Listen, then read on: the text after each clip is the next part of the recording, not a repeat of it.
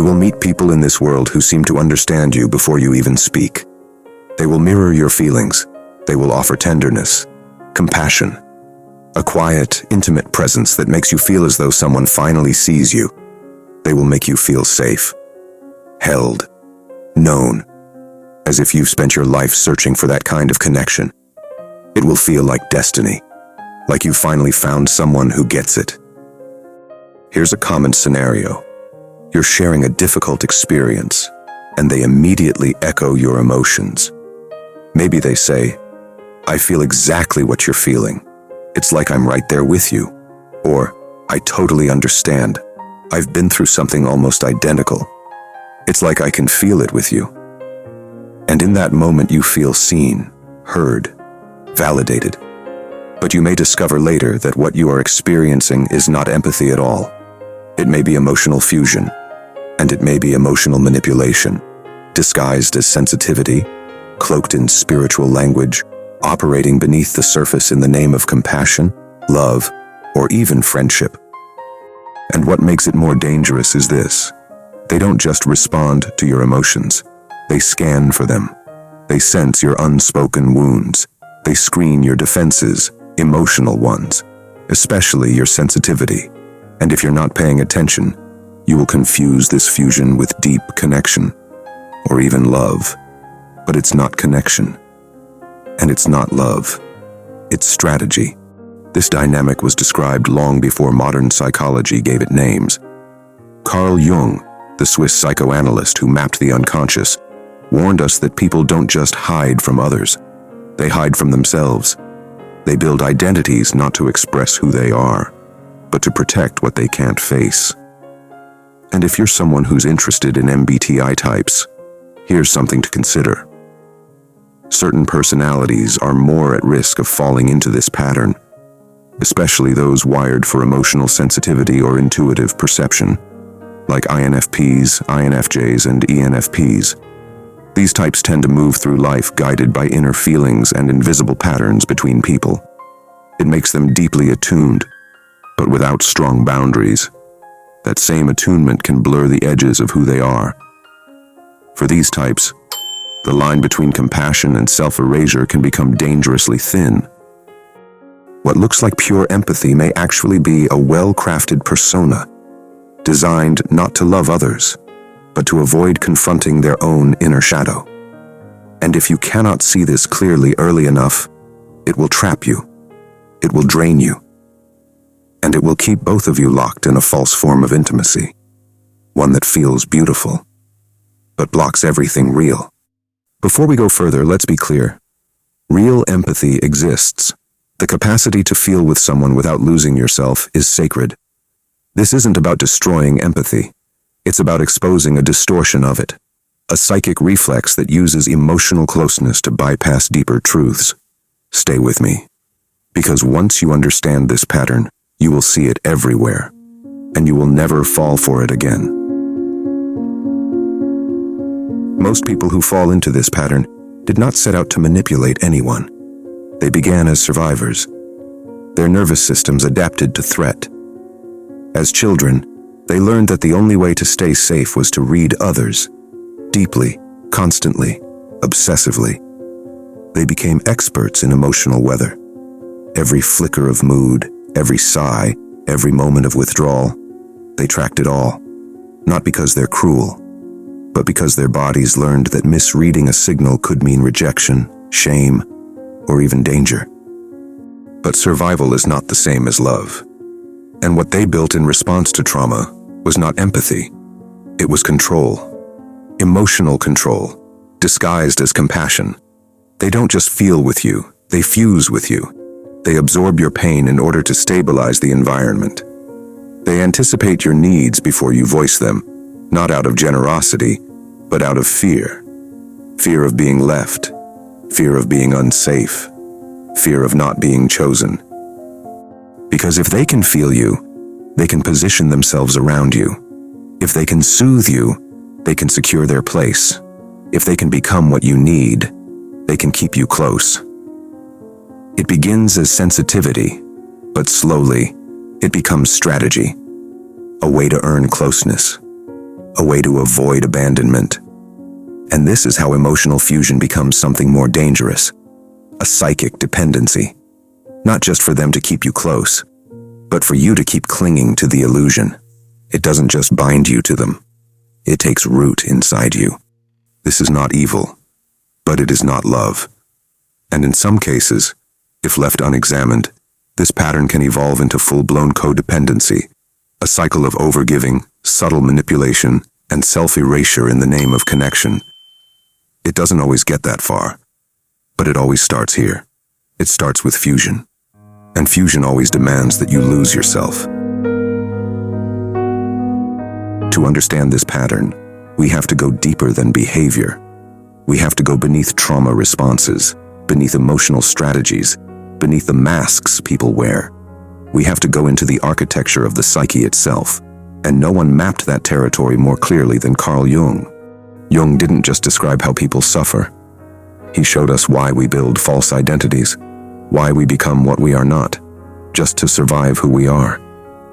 At the core of his work is the idea of the shadow, everything you refuse to see in yourself. Everything that feels dangerous, shameful, or socially unacceptable gets buried. But what you bury doesn't disappear. It leaks, it projects, it manipulates others without your awareness. Jung wrote, "Until you make the unconscious conscious, it will direct your life, and you will call it fate." That's exactly what happens here. People believe they are empaths, but what they are often acting out is a pattern of avoidance, an unconscious performance created to outrun what they haven't yet faced. Let's walk through what that looks like. It usually begins with projection of the shadow. Carl Jung taught that projection happens when we unconsciously see parts of ourselves in other people, especially the parts we've disowned. And what are those parts? That's the shadow, the side of you made up of everything you refuse to acknowledge. Shame, rage, guilt, need, fear, all the emotions you pushed underground to survive. When someone hasn't made peace with their shadow, they don't just carry it, they leak it. They start seeing those traits everywhere, not by choice, by reflex. What they can't face inside themselves, they try to control in others. That's why so many self-identified empaths are drawn to chaos. They believe it's compassion, but often it's a magnetic pull toward what they've exiled within. And instead of loving others for who they are, they try to manage them, to keep their own unresolved pain from surfacing. And then comes the false identification with a positive image. Carl Jung called it the persona, the mask you wear to face the world. It's not your truth. It's a role you create so others will accept you. And the more the shadow gets suppressed, the brighter and more exaggerated that mask becomes. You become the good one, the gentle one, the helper, the healer, the empath. It looks like purity, but it's built on repression. Jung said it clearly. The brighter the persona, the darker the shadow. That's why some of the kindest people, when pushed, can suddenly become quietly controlling. Not because they're evil, but because their entire identity depends on avoiding the truth of who they really are. They can't let the darker truths surface, because their goodness is their shield. And the moment that goodness is threatened, the mask cracks, and fear takes the wheel. And beneath all of it, there's fusion, emotional fusion.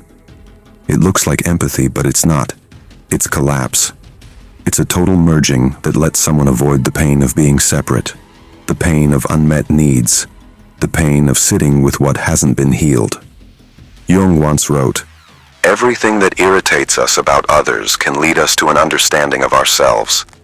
But fused empaths rarely allow that irritation to surface. They harmonize too quickly. They over-accommodate. They absorb instead of confronting. Because if they didn't, if they stopped for a moment, the real self might appear. And that self has been locked away beneath years of moral performance and spiritual bypassing.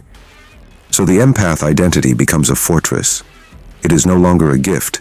It is a defense. a beautifully soft performance to protect a deeply fragile ego. And over time, it turns into strategy, not conscious, not planned, but deeply practiced. If I am the one who helps, you cannot accuse me of harm. If I am the one who understands, you can't leave me. If I fuse with you, you'll never look too closely at what I'm hiding from myself. This is not empathy. It's ego. It's not love. It's fear wearing a sacred mask.